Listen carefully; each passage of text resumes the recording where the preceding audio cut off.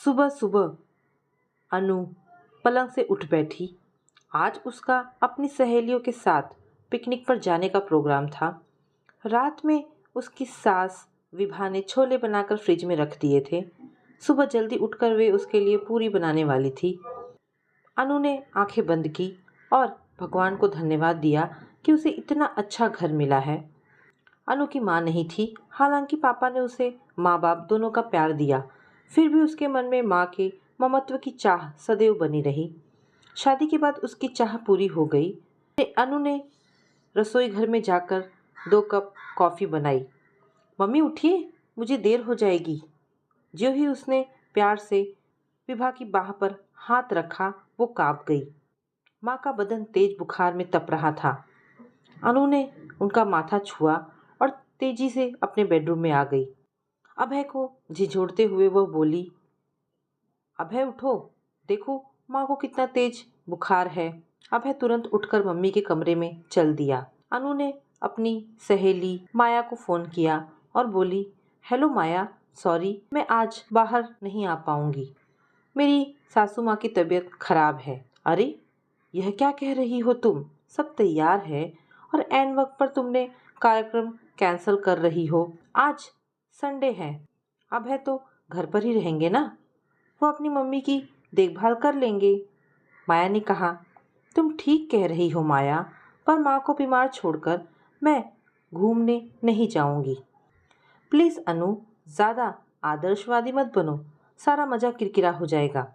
माया ने खींचकर कहा, सॉरी माया, फिर कभी सही, कहकर अनु ने फ़ोन काट दिया। थोड़ी देर बाद माँ भी जाग गई। वो उठने को हुई तो अनु बोली, मम्मी जी लेटी रहिए। उसकी बात को अनसुना कर छीड़ सी आवाज़ में बोली, अभी तक तैयार भी नहीं हुई हो, चलो मैं पूरी बना दूँ। मम्मी जी आप आराम कीजिए, मैं बाहर नहीं जा रही हूँ। थोड़ी देर बाद अभय डॉक्टर को बुला लाएंगे, तब तक आप गर्म चाय के साथ बिस्किट ले लीजिए। लेकिन अनु, ओह मम्मी, पिकनिक आपकी तबीयत से ज़्यादा ज़रूरी है क्या? अनु ने कहा। उसने देखा अभय बड़े प्यार से उसे देख रहा था। थोड़ी देर बाद डॉक्टर आए। विभा जी को वायरल था। 2 दिन तक बुखार कभी कम तो कभी ज़्यादा होता रहा। अनु ने ऑफिस से हफ्ते भर की छुट्टी ले ली। इस बीच उसने विभा जी की देखभाल में कोई कसर नहीं छोड़ी। तीसरे दिन दोपहर में खाना खाकर वे सो गईं। अनु बरामदे में बैठी मैगजीन पढ़ रही थी। तभी उसकी सहेलियां माया और आभा आ गई। अरे तुम लोग? मुस्कुराते हुए अनु ने उनका स्वागत किया। माया बोली, हमने सोचा तुझे तो अपनी सासू माँ की सेवा से फुर्सत ही नहीं है, हम ही मिल आए। मैं तुमसे बहुत नाराज़ हूँ अनु, अच्छा भला प्रोग्राम चौपट करवा दिया। आभा ने शिकायती लहजे में कहा, क्या तुम लोग भी नहीं गए? अनु ने हैरानी से उनकी ओर देखा। अकेले क्या खाक एंजॉय करते? तेरे बिना मज़ा भी तो नहीं आता। आभा नाराज़गी स्वर में बोली, जो बीत गया उसे छोड़ अनु, पर हम तुझे ये समझाने आए हैं कि इतना आदर्शवादी होना ठीक नहीं है। सास की जरा सी भी तबीयत खराब हो गई और तूने पिकनिक कैंसिल कर दिया। फ्रेंड्स की बातें सुनकर अनु ने कहा, माया कैसी बात कर रही हो? माँ जी का ख्याल मैं नहीं रखूंगी तो कौन रखेगा? सच में तो भूल तुम लोगों की भी नहीं है। बचपन से ही लड़की के मन में सास की असंवेदनशील नारी की इमेज होती है और पूर्वाग्रहग्रस्त लड़की जब ससुराल में कदम रखती है तो सास से दूरी बनाकर रखती है। मैंने बचपन में ही अपनी मम्मी को खो दिया था। मन में आस थी कि अपनी सास से माँ का प्यार मिलेगा और मम्मी जी ने भी मेरी इस आस को पूरा कर दिया। मैं तो यही जानती हूँ कि निस्वार्थ भाव से प्यार दोगे तो प्यार ज़रूर मिलेगा। मम्मी जी ने जीवन में बहुत संघर्ष किया है, बहुत दुख सहे हैं। तुम लोग कभी उनकी डायरी पढ़ो तो तुम्हें एहसास होगा। तुम्हारी सासू माँ डायरी लिखती हैं, हमें भी दिखाओ, आभा ने कहा। अनु रूम में से एक डायरी उठा लाई और अपनी सहेलियों को देते हुए बोली, तुम लोग डायरी पढ़ो, तब तक मैं बढ़िया सा नाश्ता बनाती हूँ। माया और आभा विभा की जीवन गाथा पढ़ने बैठ गई। मैं विभा वर्मा प्रेम विवाह को सुख की गारंटी समझ बैठी थी, पर मेरे पति अजीत का मन किसी मरुभूमि की तरह था जिसमें प्यार के कोपले खिल ही नहीं पाए। विवाह को 8 महीने बीते ही होंगे कि हम दोनों में टकराव की स्थिति पैदा होने लगी। उनके उग्र और शक्की स्वभाव के कारण आए दिन घर में तनाव रहता। मैं पब्लिक स्कूल में सोशल साइंस की शिक्षिका थी। स्कूल से घर लौटने में थोड़ी भी देर हो जाती तो मैं सवालों के कटघरे में खड़ी कर दी जाती। मैं जितनी संवेदनशील थी वो उतने ही भाव शून्य थे। अभय के जन्म के बाद मुझे लगा था स्थिति में सुधार होगा, लेकिन यह आशा भी छलावा थी। घर के झगड़ों का असर धीरे धीरे अभय पर पड़ने लगा था। वह अधिकांश समय सहमा सा रहता था। दूसरे सामान्य बच्चों की तरह ना तो शोर मचाता, ना ही खेलकूद में अधिक रुचि लेता। समय बीतता गया और हमारे बीच की दूरी उस समय एक गहरी खाई में बदल गई जब मुझे पता चला कि उनकी जिंदगी में कोई दूसरी महिला है। स्वाति अजीत के ऑफिस में काम करती थी। पहले पहल एक पार्टी में उसे देखा था।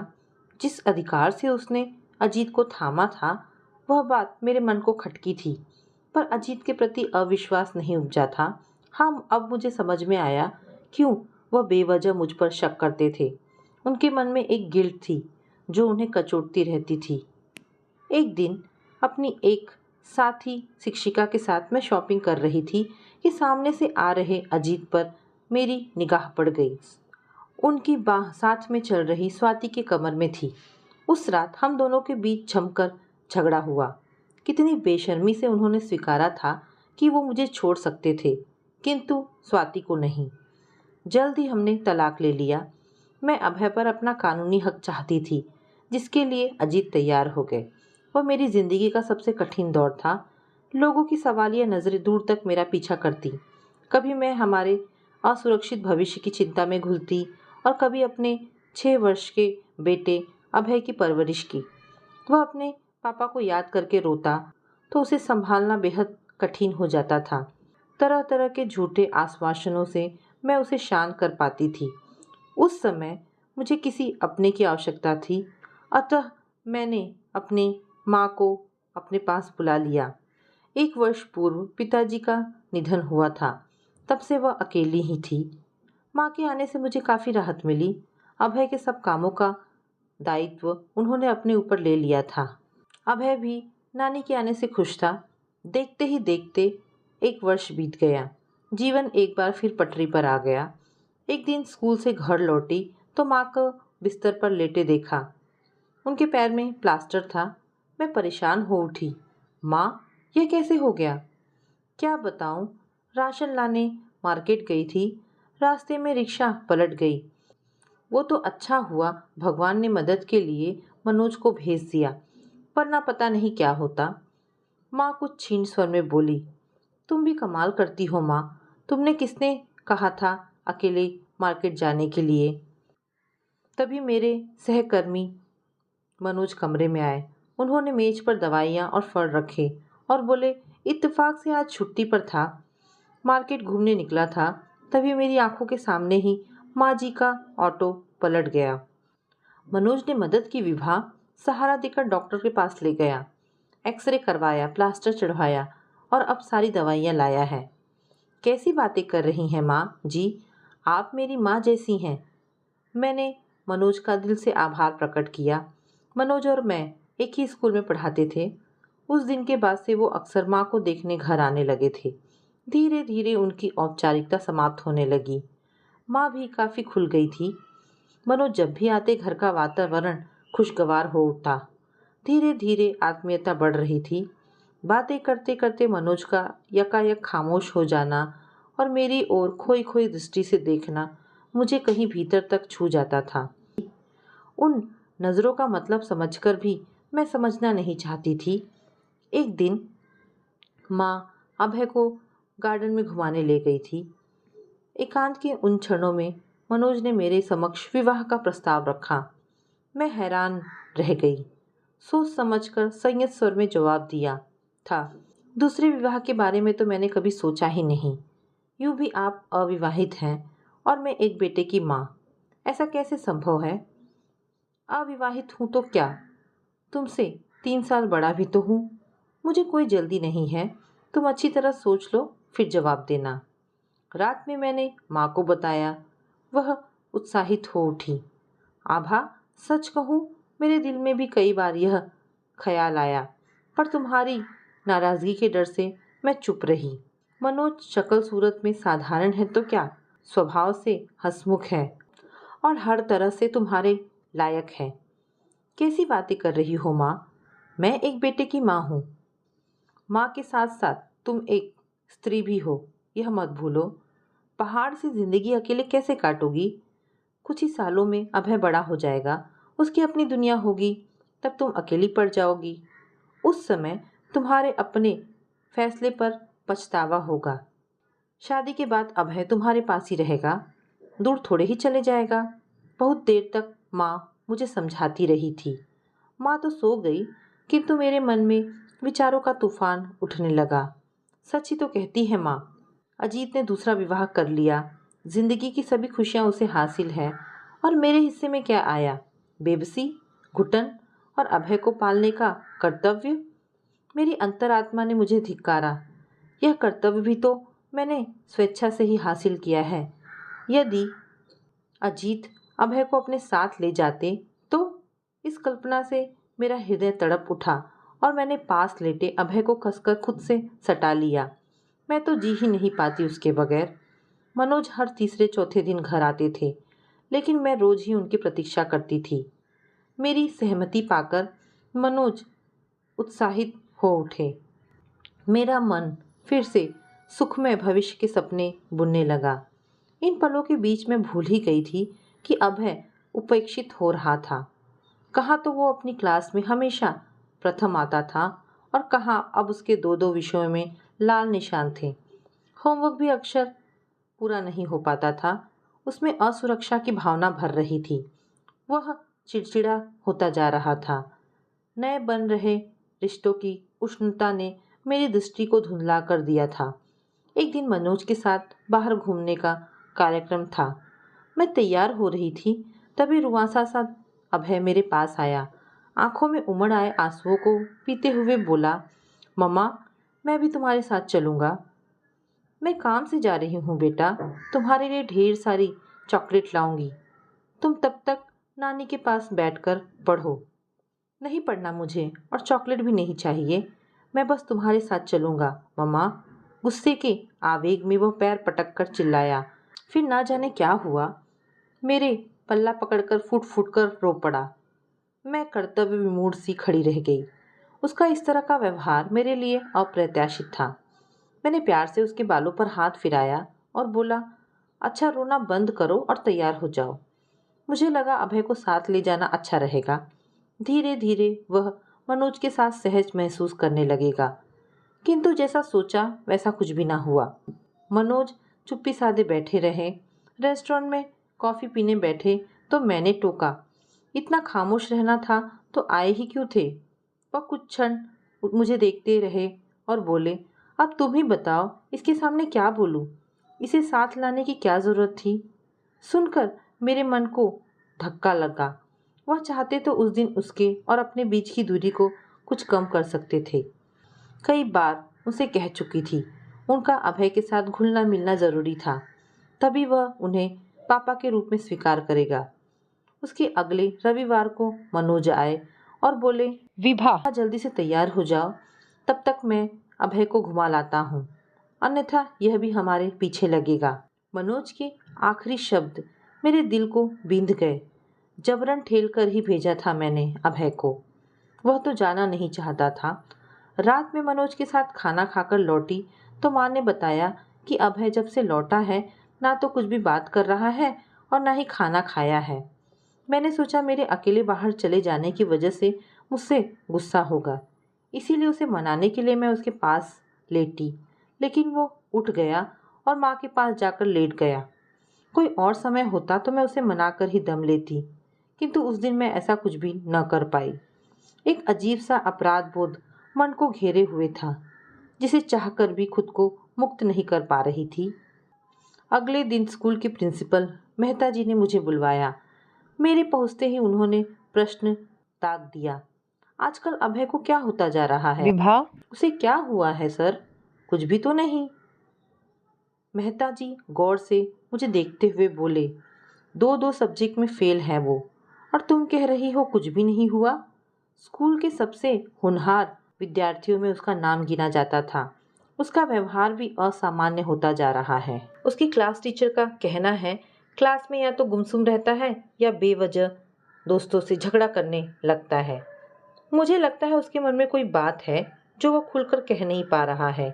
कोई गांठ है जो बड़ी होती जा रही है। देखो बेटा, मैं यह बात एक प्रिंसिपल की हैसियत से नहीं, एक बुजुर्ग की हैसियत से कह रहा हूँ। वो बच्चे स्वयं को अधूरा और असुरक्षित महसूस करते हैं, जिन्हें जीवन में माँ और पिता दोनों का प्यार नसीब नहीं होता है। अभय के सिर पर भी उसके पिता का हाथ नहीं है। ऐसे में तुम्हारा दायित्व दुगना हो जाता है। तुम्हें उसके मन को समझना होगा। विभा, बच्चों को पालना, पढ़ा लिखा कर अच्छा इंसान बनाना एक तपस्या है, जिसमें अपनी बहुत सी इच्छाओं की आहुति देनी पड़ती है, तभी तपस्या फलित होती है। मेहता जी ने मेरे सोए हुए विवेक को जगा दिया। स्कूल में सारा दिन मैं बेचैन रही। शाम को मैंने उसे नए कपड़े पहनाकर तैयार किया तो वो बोला, मम्मा हम घूमने जा रहे हैं। हाँ बेटा। क्या? मनोज अंकल के साथ? उसने शंका भरे शब्दों में पूछा। नहीं, बस मैं और तुम और नानी, ठीक है ना? वह कुछ आश्वस्त हुआ। मॉल में आइसक्रीम खाकर और गेम्स खेलकर हम घर लौटे। रात में उसके पास लेटी तो उसे खुश देख पूछ बैठी, अच्छा अभय, उस दिन तुम मनोज अंकल के साथ घूमने गए थे, तब तुम दोनों ने क्या क्या खाया था? अभय के चेहरे का रंग उड़ गया। मैंने फिर कुरेदा, बेटा मनोज अंकल तुम्हें कैसे लगते हैं? मेरा हाथ झटक अभय खड़ा हो गया। उसकी आंखों में गुस्सा और आंसू दोनों झलक रहे थे। वो बोला, मम्मी, मनोज अंकल कह रहे थे तुम उनसे शादी कर रही हो, मगर मम्मी मैं हॉस्टल में बिल्कुल नहीं जाऊंगा। हॉस्टल? तुमसे किसने कहा तुम हॉस्टल में रहोगे? इस नई बात ने मुझे अचंभित कर दिया। अंकल ने उस दिन कहा था कि हॉस्टल बहुत अच्छी जगह होती है, हम तुम्हें वहीं रखेंगे। पापा तो छोड़कर चले ही गए, अब तुम भी चली जाओ। मगर मैं वहाँ नहीं जाऊंगा, यहीं रहूंगा नानी के पास। मेरा चेहरा फक्क पड़ गया। अगले दिन मनोज आए तो मैं उत्तेजित होकर बोली, तुमने अभय से कहा था कि उसे हॉस्टल में रहना होगा। मैं सोच भी नहीं सकती कि तुम मेरे बच्चे को दूर करने की सोच रहे हो। जानते हो अभय इन दिनों स्वयं को कितना असुरक्षित महसूस करने लगा है। कहते कहते मेरी आंखों में आंसू आ गए। मनोज ने एक गहरी दृष्टि मुझ पर डाली। शांत स्वर में बोले, उत्तेजित मत हो विभा, ठंडे दिमाग से सोचो। शादी के शुरुआती दिनों में पति पत्नी के बीच कोई तीसरा हो तो कभी उनमें अच्छी अंडरस्टैंडिंग नहीं हो सकती। अभय साथ रहेगा तो तुम्हारा ध्यान बटा रहेगा, तुम उसमें और मुझ में सामंजस्य बैठाने में लगी रहोगी। इस प्रयास में हमारा रिश्ता प्रभावित होगा, जो मैं सहन नहीं कर सकता। तो तुम क्या चाहते हो? अपनी ममता को तुम्हारी उमंगों पर कुर्बान कर दूं? मैं इतनी स्वार्थी नहीं कि अपने सुख के लिए अपने बच्चे को अपने से दूर कर दूं। मेरी बातों से मनोज का मूड खराब हो चुका था। गुस्से में वो बोले, तुम्हें अपने लिए पति की नहीं बल्कि अपने बच्चे के लिए पिता की आवश्यकता है। मेरा पति भी वही इंसान बन सकता है जो मेरे बेटे को बाप का प्यार दे सके, उसे घर से दूर करने की ना सोचे। पहले ही तुम्हारे मनोभाव का पता चल जाता तो मैं कभी इस राह पर आगे न बढ़ती। मनोज उठकर चले गए। तब मैंने देखा दरवाजे की आड़ में अभय खड़ा था। उसे अपने गले से लगाकर मैं फूट फूट कर रो पड़ी। मम्मा, मैं तुम्हारा बहुत ख्याल रखूंगा, हमेशा कहना मानूंगा। रुंधी आवाज में कहे उसके शब्दों ने मेरी आत्मा तक को झकझोर दिया। माँ मेरे नज़दीक आ बैठी। उनके कंधे पर सिर रख मैं बोली, तुम बताओ माँ, अजीत तो छोड़कर चला ही गया, अब क्या अपनी ममता से भी इसे महरूम कर दूँ? तुमने बिल्कुल ठीक किया। ऐसा पत्थर दिल इंसान तुम्हें भी खुश नहीं रख सकता था। इसके बाद मैंने अपने जीवन की पुस्तक से मनोज का अध्याय निकाल फेंका। भविष्य में फिर कभी भी भटकाव की स्थिति पैदा नहीं हुई। अब जीवन में एक ही उद्देश्य था, अभय को उच्च शिक्षा दिलाकर एक अच्छा इंसान बनाना। समय आगे बढ़ता रहा और अपनी मेहनत और लगन से एक दिन वह दिन भी आ गया जब अभय सॉफ्टवेयर इंजीनियर बन गया। उसे एक बहुराष्ट्रीय कंपनी में नौकरी मिल गई। अनु अभय के साथ उसी कंपनी में नौकरी करती थी। मुझे पता चला वे दोनों एक दूसरे को चाहते हैं, तो मैंने उन्हें प्रणय बंध में बांधने में देरी नहीं की। चांद सी सुंदर बहू घर में आ गई थी। आज सुबह मैंने सुना अभय अनु से कह रहा था, मैं 6 वर्ष का था जब पापा हमें छोड़कर चले गए। मम्मी ने सारा जीवन संघर्ष किया है। अनु, आज मैं जो कुछ भी हूँ उनकी तपस्या का प्रतिफल हूँ। यदि तुम सच में मुझसे प्यार करती हो तो मुझे एक वचन दो। मम्मी का सदैव ख्याल रखोगी, उन्हें कभी अकेलेपन की त्रासदी न झेलनी पड़े। खुशी से मेरी आंखों में आंसू बह निकले। आज मेरी तपस्या फलित हो गई है। डायरी समाप्त हो चुकी थी। माया आभा खामोश बैठी अपने विचारों में तल्लीन थी। तभी नाश्ता लिए अनु कमरे में आई। क्या तुम दोनों ने डायरी पढ़ ली? माया बोली, हाँ अनु, तुमने सच ही कहा था। अपने पूर्वाग्रह के पैमाने से ही हम रिश्तों को मापने लगते हैं। अब हमें एहसास हो रहा है कि रिश्तों के प्रति हमारा नजरिया कितना संकुचित था। सच में तुम्हारी सासू माँ और उनकी तपस्या पूजनीय है। अनु का चेहरा सहेलियों की बातें सुनकर खुशी से खिल उठा। उसे लगा अगर प्रत्येक इंसान इसी तरह अपने दृष्टिकोण को बदलकर रिश्तों को आत्मीयता से अपना ले तो जीवन कितना आनंदपूर्ण और सहज हो जाएगा। तो दोस्तों, ये छोटी सी कहानी यहाँ पर समाप्त होती है। आशा करती हूँ आपको ये कहानी पसंद आई होगी। अगर कहानी पसंद आई है तो प्लीज़ इसे लाइक एंड शेयर करें। धन्यवाद दोस्तों।